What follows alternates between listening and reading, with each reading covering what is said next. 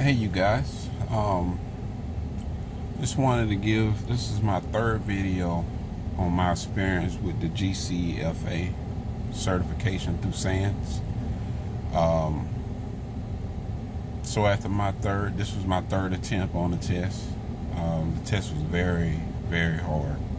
It was probably, I have several IT certs. This is probably my hardest cert to date. It is my hardest cert to date.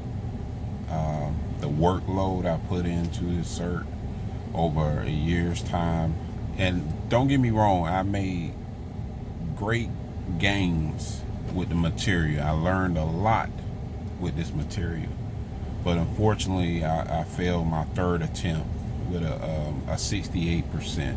I needed a 71% to pass. So it breaks down to roughly 4 questions I needed to pass this exam. So I got, if you break the numbers down further, I got 78 questions correct. I needed 82 questions to pass this exam.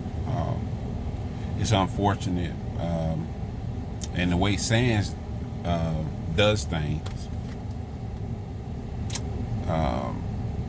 I would have to wait 1 year to retest, or I would have to do 30 hours of additional training in order to retest quicker and get a waiver to retest.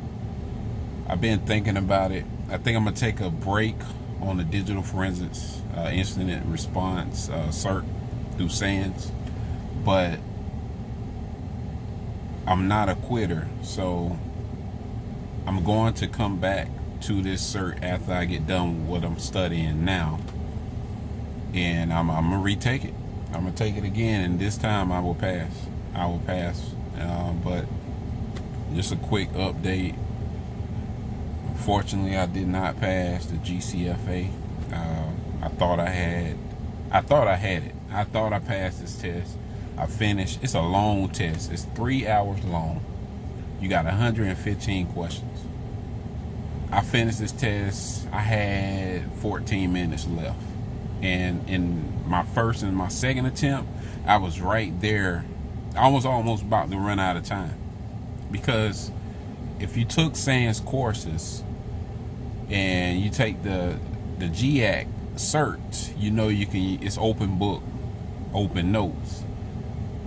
But they have this thing timed down to the T. They know you're not gonna have enough time to look up everything. You have to have a lot of this knowledge in your head. You can build your index, and that's all great, but you want to have as much knowledge in your head so you don't even have to go to the index, and definitely you don't want to have to go into the book. Because if you have to, just think about it like this: if you build your index,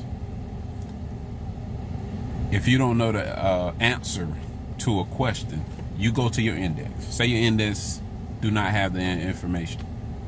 Now you're going through the book. Once you find the term you're looking for, you got to read what the term is about, the context around it. That's gonna take you way longer than the minute and 30 seconds I think you have per question. You're looking at, you spent 4 minutes on a question, and you're going to run out of time if you keep that habit going. If you keep that pattern going, you're going to run out of time and probably going to fail. But yeah, it was real hard when I did not pass that exam, because I knew I worked hard. I did the work for sure. I think the challenge come in where with the material itself, because I'm not a digital forensic incident response person. That's not my background, but I wanted to learn this information and acquire the knowledge in the cert in order to apply it to real world, which SANS training is great. It's just expensive. It's overpriced. It's overpriced to me. You're looking at this cert right here in the class. The class was like $7,000 or something like that.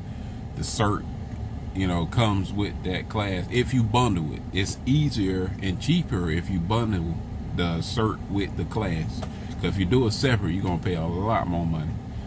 But yeah, unfortunately, I did not pass this exam, and I want to make a update later, a follow-up video on this one, and you know, broadcast my pass. But yeah, that's just an update. Thank you for viewing this video. I hope in the future coming to you with better news. But thank you for listening and watching this video.